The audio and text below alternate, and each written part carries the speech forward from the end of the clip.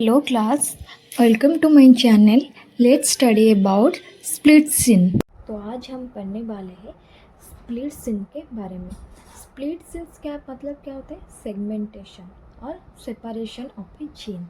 ठीक है, जो जीन होता है उसके अंदर बहुत सारे सीक्वेंस रहते हैं, जैसे कि हमारा कोडिंग सीक्वेंस रहते हैं, नॉन कोडिंग सीक्वेंस रहते हैं, उसमें प्रमोटर रीजन भी रहते हैं और टर्मिनेटर रीजन, बहुत सारे रीजन रहता है, जैसे कि उसमें बहुत सारे सेगमेंट रहते हैं। तो वैसे हमारा स्प्लिट जीन है वो कंटेन करता है कोडिंग सीक्वेंस और नॉन कोडिंग सीक्वेंस। जो कोडिंग सीक्वेंस है उसको एक्सन बोलते हैं, जो नॉन कोडिंग सीक्वेंस है उसको हम इंट्रन्स बोलते हैं।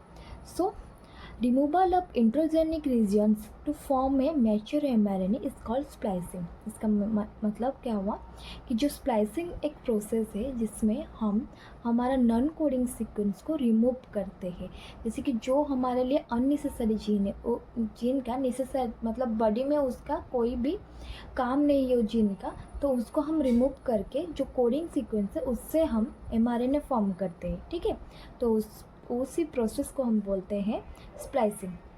ठीक है, अगर एक जीन है डीएनए का तो उसमें कोडिंग सीक्वेंस रहते हैं, नॉन कोडिंग सीक्वेंस भी रहते हैं। जो नॉन कोडिंग सीक्वेंस है उसको हम इंट्रन बोलते हैं।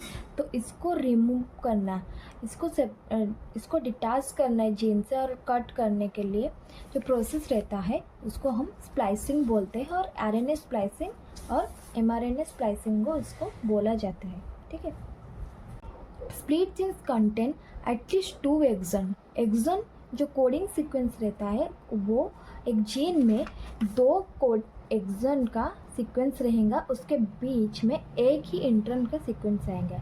एटलीस्ट एक स्प्लिट जीन में 2 एक्सन का सीक्वेंस रहता है। ठीक है, अब हम पढ़ेंगे इंट्रन के बारे में।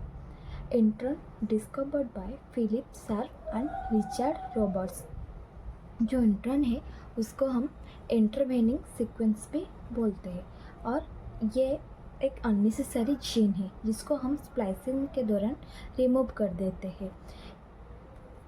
इंट्रन help to regulate alternative splicing patterns and RNA editing. जो हमारा आरएनए एडिटिंग का प्रोसेस होता है और अल्टरनेटिव स्प्लाइसिंग के प्रोसेस होता है उसमें हमारा इंट्रन हेल्प करता है। ठीक है, and all introns share base sequence GT in the 5' end और AG in the 3' end। देखो, जैसे कि ये एक जीन का सीक्वेंस है और इसमें एक्सन इंट्रन, 2 एक्सन के बीच में एक इंट्रन प्रेजेंट हो रहता है।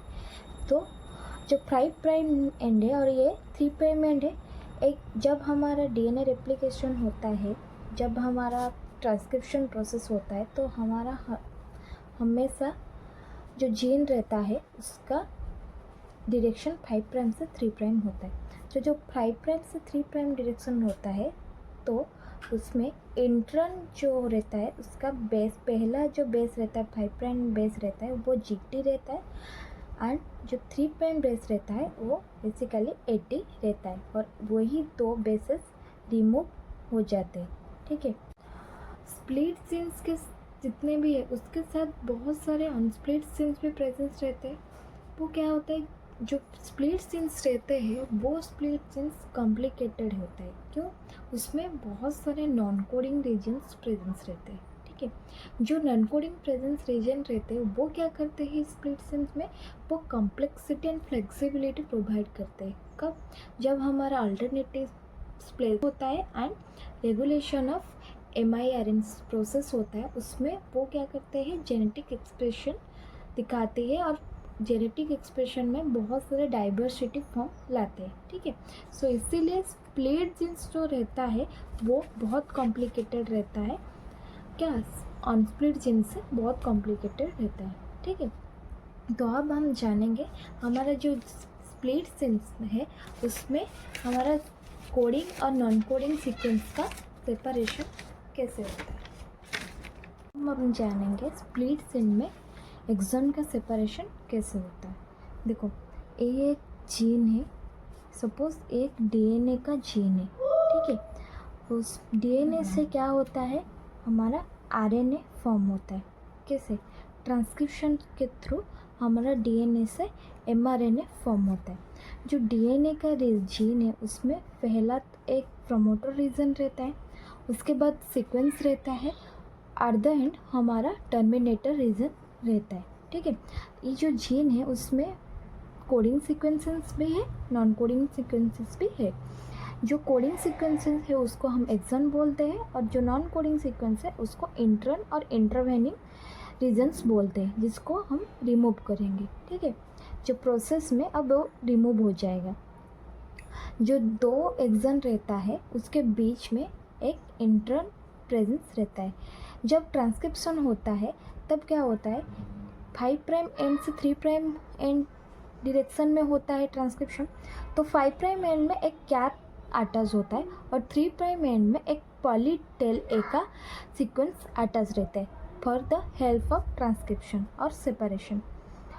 जैसे कि हमारा ट्रांसक्रिप्शन में डीएनए से एमआरएनए फॉर्म होता है, वैसे पहला हमारा एक प्री मैच्योर एमआरएनए फॉर्म होता है। ठीक है, जो प्री मैच्योर एमआरएनए इसको इसलिए बोला जाता है क्योंकि इसमें अभी तक भी नॉन कोडिंग सीक्वेंस सब प्रेजेंस रहते हैं। ठीक है, जो नॉन कोडिंग तो उसका बाद क्या होता है, एक क्लैरिनेट स्प्लाइसिंग का एक प्रोसेस होता है जिसमें स्प्लाइसियोसोम कट करता है।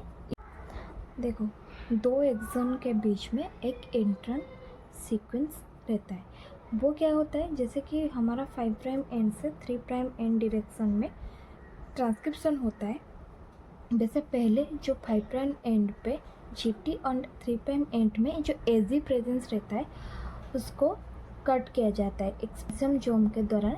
इस कट करके उसको रिमूव होता है और ये रिमूव होने के बाद ऐसे सैचुलेट लाइक स्ट्रक्चर फॉर्म करते हैं।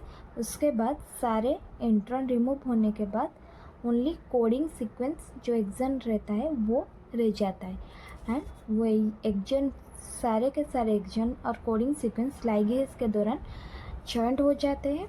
उसके बाद कोडिंग सीक्वेंस से हमारा ट्रांसलेशन के दौरान प्रोटीन फॉर्म होता है। वही कोडिंग सीक्वेंस को हमारा मैच्योर एमआरएनए बोला जाता है। ठीक है, तो अब हम जानेंगे, तो ये प्रोसेस मैंने समझा दिया आपको वो रब में। तो क्या होता है, स्प्लिट सिंस जो होता है वो एक्सॉन और इंट्रॉन बोथ कंटेन करता है एंड ऑल्सो जो पोस्ट ट्रांसक्रिप्शनल मॉडिफिकेशन होता है वो क्या करता है, नॉन कोडिंग इंट्रॉन्स को रिमूव करता है। किसके दौरान, स्प्लाइसिंग के दौरान रिमूव करता है।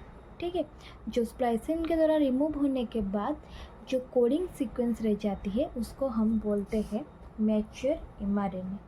क्या बोलते हैं इसको, मैच्योर एमआरएनए। और वही एमआरएनए से हमारा प्रोटीन का फॉर्मेशन होता है, कैसे, ट्रांसलेशन के दौरान।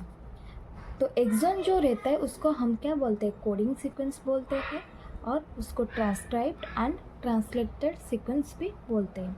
एंड जो एक्सॉन रहता है उसका डायरेक्शन हमेशा स्टार्ट होता है वो 5 प्राइम एंड से एंड एंड होता है 3 प्राइम एंड से। कुछ एक्सॉन्स रहते हैं जो अनट्रांसलेटेड होते हैं, वो वैसे ही रह जाते हैं, उसका कोई भी प्रोटीन या फिर वही सीक्वेंस से कुछ भी प्रोटीन या कुछ भी फॉर्म नहीं होता है, वो अनट्रांसलेटेड रीजन बन के रह जाती है। जितने भी सारे कंसेप्ट में बता दिया ये स्प्लिट सिन के बारे में था। सो इसके बाद हम नेक्स्ट क्लास में पढ़ेंगे आरएनए स्प्लाइसिंग के बारे में। ये स्प्लिट सिन से एक सर्ट नोट आता है यूजी जूलॉजी स्टूडेंट का एग्ज़ाम में, जो सेमेस्टर में होता है उसमें बहुत टाइम ये स्प्लिट सिन के बारे में पूछा जाता है। सो जो भी डाउट है आप कमेंट में बता सकते हैं। Thank you.